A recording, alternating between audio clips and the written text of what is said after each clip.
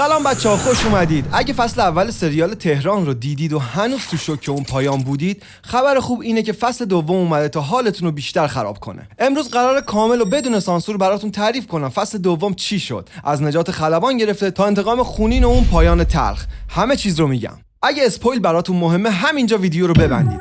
ولی اگه آماده اید که بدونید تامارا چطور از فرار کردن منصرف شد و رفت سراغ انتقام، بزن بریم. خب داستان از جایی شروع میشه که تامارا و میلاد تقریبا آمادن که از ایران فرار کنن. زندگی جدید تو کانادا، آرامش، فراموشی، همه چیز عالی به نظر میرسه تا اینکه موساد یهو ظاهر میشه و میگه یه کار کوچولو مونده، فقط یه خلبان اسرائیلی اسیر شده، نجاتش بده، بعدش برو کانادا به اشغالت برس. تامارا قبول میکنه. عملیات توی بیمارستان فوق امنیتی انجام میشه. تامارا برق رو قطع میکنه، خلبان قرص خاصی میخوره و خودش رو به تشنج میزنه و توی اون شلوغی نجات پیدا میکنه. اینجا یه شخصیت جدید وارد داستان میشه. مرجان منتظمی با بازی گلن کلوز، یه روان درمانگر بریتانیایی که فارسی و قاطی انگلیسی حرف میزنه و معلومه که کارش فقط روان درمانی نیست. مرجان در واقع مأمور محلی موساد و از همون اول معلومه که قرار دردسرساز باشه. عملیات نجات موفق میشه ولی قیمتش خیلی سنگینه. قاسم محمدی که تازه رئیس سپاه پاسداران شده دستور میده همه مظنونان به همکاری با موساد اعدام بشن. یکی از اعدام شده ها عمه تاماراست، آرزو. اعدام علنی توی خیابون. تامارا که این صحنه رو میبینه دیگه همون آدم قبلی نیست. اون لحظه تصمیم میگیره که کانادا رو فراموش کنه. نه فرار، نه زندگی جدید.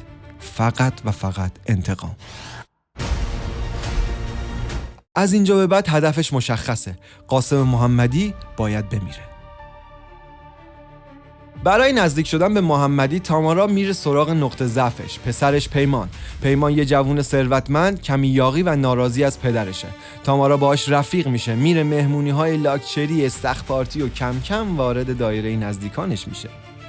اینجا سریال یکم حال و هوای نفوذ تو طبقه پولدار پیدا میکنه و صحنه‌هاش جذابه. همزمان مرجان هم بیکار نمیشینه، میره سراغ فراز کمالی، همون افسر اطلاعات سپاه که فصل اول دنبال تامارا بود، و همسرش ناهی. مرجان به عنوان روان درمانگر وارد زندگیشون میشه و کم کم فشار رو زیاد میکنه. فراز که تا دیروز شکارچی بود حالا داره شکار میشه و اینجاست که بازی پیچیده تر میشه.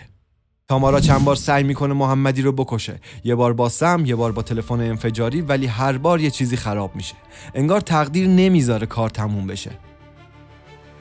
موساد در نهایت مأموریت رو لغو میکنه و میگه برگردید، ولی تامارا و میلاد دیگه گوش نمیدن، خودسرانه ادامه میدن.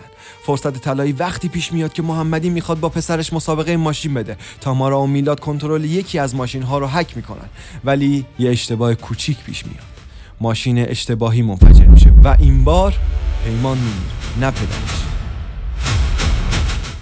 اینجا داستان کاملا تلخ میشه. محمدی داغدار میشه و تامارا هم بیشتر از قبل تحت فشاره و میرسیم به قسمت آخر، بلاد فانرال، یا همون مراسم خونین.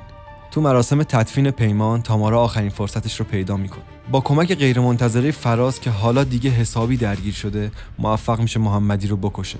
با همون تلفن بمبگذاری شده انتقام گرفته میشه، ولی قیمتش وحشتناکه. مرجان توسط ناهید مسموم میشه و میمیره و وقتی تامارا و میلاد میخوان فرار کنن موساد خودروی فرارشون رو منفجر میکنه. میلاد همونجا کشته میشه. تامارا تنها میمونه و تو تهران بدون میلاد، بدون مرجان، بدون حمایت موساد و با این حس تلخ که سازمانی که براش جنگیده بود خودش اون رو قربانی کرده. فصل دوم تهران دیگه فقط یه سریال جاسوسی نیست، داستان انتقام شخصیه، داستان آدم‌هایی که بین وظیفه، عشق و بقا گیر کردن و نشون میده که تو این بازی برنده‌ای وجود نداره.